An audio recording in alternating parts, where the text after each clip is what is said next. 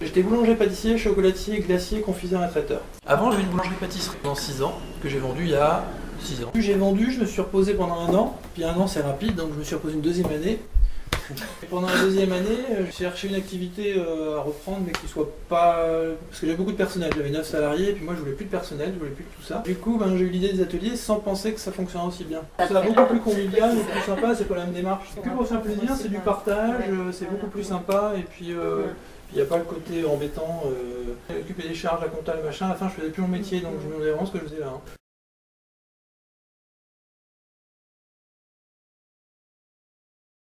Premier, le caramel au beurre salé. Alors pas le caramel beurre salé vite fait sur le coin d'un gaz, c'est un bon caramel beurre salé qui va vous permettre de conserver longtemps. Avec une façon de le faire bien spécifique, vous allez voir. Ce caramel beurre salé nous servira à remplir un de nos petits chocolats individuels que l'on va faire. Ensuite, on fera en petit chocolat individuel des petites pralinés, enfin du praliné avec une noisette grillée, une ganache chocolat au lait. Et un troisième avec une griotte confite dans l'amaretto et une ganache chocolat noir. Ensuite, il y aura des petites pâtes d'amande à la pistache qu'on va tremper dans le chocolat également, avec un petit décor de pistache dessus. On va faire des petits palais mendiants et on va faire une grosse souris en moulage qui sera garnie de tout ça.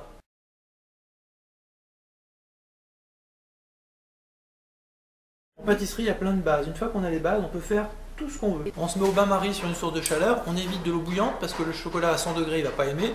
Il ne faut pas le faire dépasser 55 degrés votre chocolat. Donc le bain-marie, il faut qu'il soit environ 70 à peu près. Donc on le fait fondre, ça on peut le faire fondre sans problème jusqu'à ce qu'il soit à la température. C'est la température du chocolat, hein, pas de l'eau qui nous intéresse, hein, on est d'accord. On monte le chocolat à 55 degrés, ensuite on le retire du bain-marie et on le laisse tranquillement refroidir. De temps en temps on le mélange un peu et on prend toujours la température de notre chocolat. Jusqu'à ce qu'il descende à 28-29 degrés à peu près. De toute façon ça se voit, c'est le moment où toutes les molécules commencent à être un peu serrées, il est un peu plus épais. Et une fois qu'on a cette température là, on le monte entre 32 et 34 degrés. Alors bien sûr au fur et à mesure il va redescendre en température, mais hop on le remet sur le bain-marie et hop on l'enlève aussitôt, on mélange, on regarde sa température, on le remonte à cette température là.